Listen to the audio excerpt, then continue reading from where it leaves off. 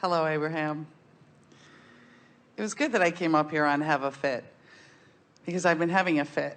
I have two questions. The first question is sort of piggyback to Jerry's question the other day about how much is our inner being letting us know that this is the way to go. You know, in that discussion about the pebbles that hit the windshield, how much, and I remembered you saying that it was because Jerry and Esther loved California and had some contrast with Arizona. Well, it's an interesting thing, because whether you are feeling the impulse to go that way or the impulse to not go that way, is still the impulse to not go that way is still the impulse to go that way, isn't it? Yeah. Isn't it? In other words, in this arena of feeling, if you start to go that way and you feel an aversion to it, aren't you wise enough to translate go that way? And we like it when this way is calling you and you're close enough in the vibrational range of it that it just calls you. But we don't think there's a thing in the world wrong with knowing that you don't want to go that way, which causes you to conclude that you do want to go this way.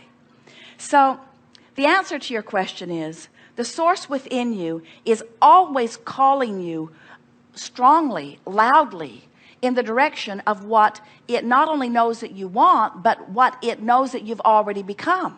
In other words, you're being called this way. The question that your question really is amplifying is, but how am I translating it? Right. In the early days of Jerry and Esther receiving us in this way, we were not speaking through Esther yet. She was still going to the typewriter and receiving us in that way. And Jerry was asking questions, and as they were driving, they would get a lot of yes and no answers. They were sort of using us like a pendulum, because Esther was not in the place where she was trusting her ability to articulate.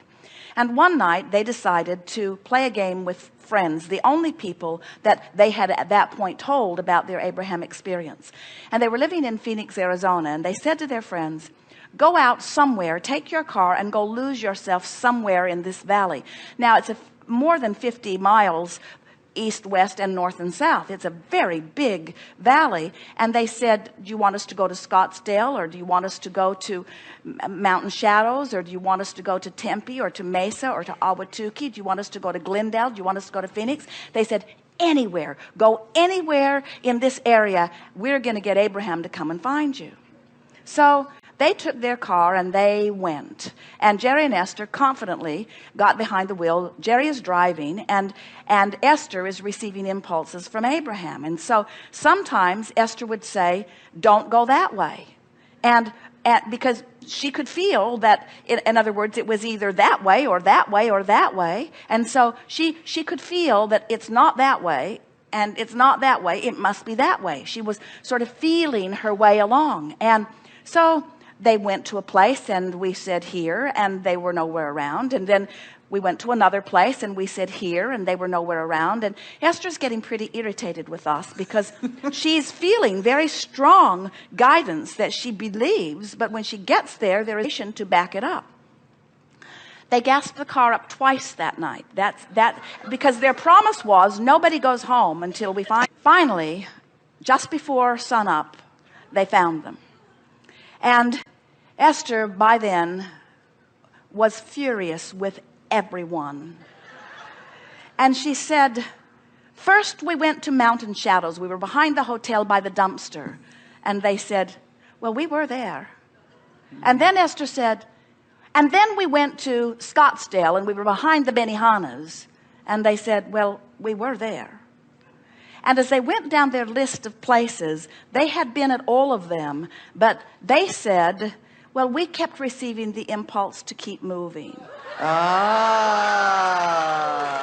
So now that sort of sounds like what you're talking about. It sounds like Abraham was playing the game. It sounds like Abraham was telling them, go over there, and then Jerry and Esther go over there, but before you get there. And that was not what was happening. We were not playing the game. In other words, we were showing Jerry and Esther where they were, but by the time Jerry and Esther would make it to where they were, they had moved someplace else. But the point that we were really wanting to make in all of this is that everything that you want is moving, and you are constantly closing the gap. And with enough clarity, you got to understand, this was the very early stages of Esther being able to receive us at all. Finally, they did have their manifestation, you see.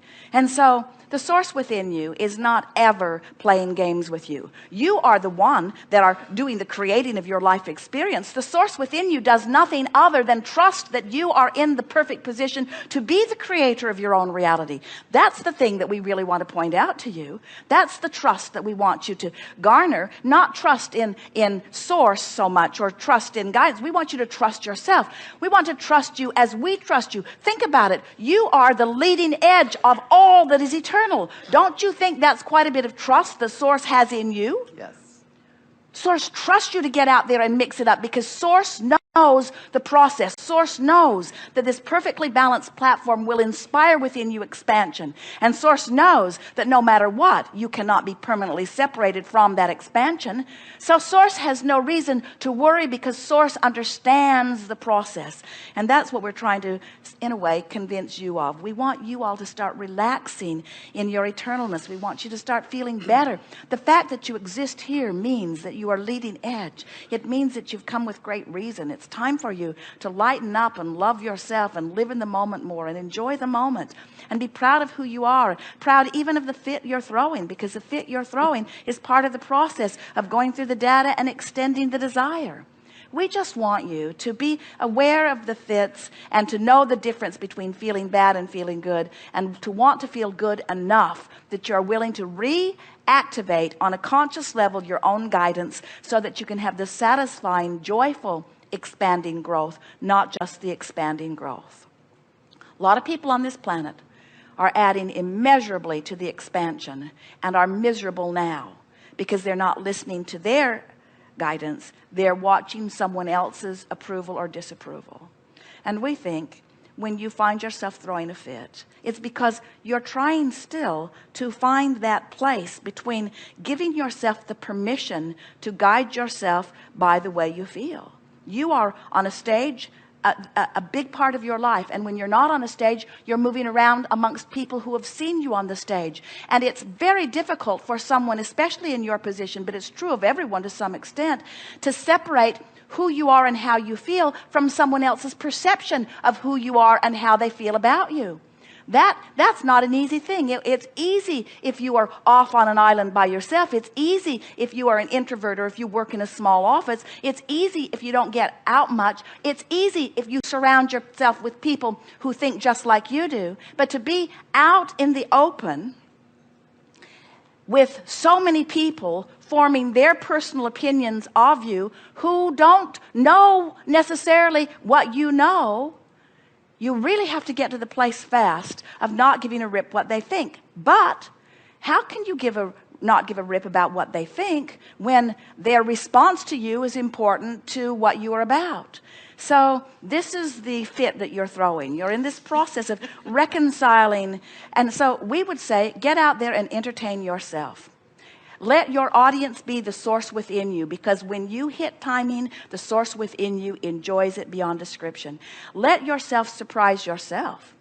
Do new routines right in front of everybody and surprise yourself while you are doing them. In other words, you have to, no matter how much of a public figure you are, you have to reach the place where you really, really, really, really, really don't give a rip what they think about you. So now, suddenly, your audience takes on a different format, and we think you've been there a lot and often are mostly there, but you're wanting to uplift them. That's the distinction you're wanting to make. You don't want to care what they think about you. Right. You want to care about how they feel in the moment. Right. So as you uplift them, as you inspire them, as you make them laugh, there isn't anything that aligns people more than finding something that's been bothering them that they can now laugh about. Those are gap closing experiences, you see. May I ask a continuation of this question? So I was going to make a joke and say, is my relationship behind the dumpster at the Benihana's in Arizona, and I'm being funny. No, your relationship keeps moving. Right. It keeps moving, and you keep showing up and being bummed out that it's not there, and then you keep showing up and being bummed out that it's not there. So what you have to do is just hold this story in your mind and say to yourself, right before dawn you'll catch up. Thank you very much.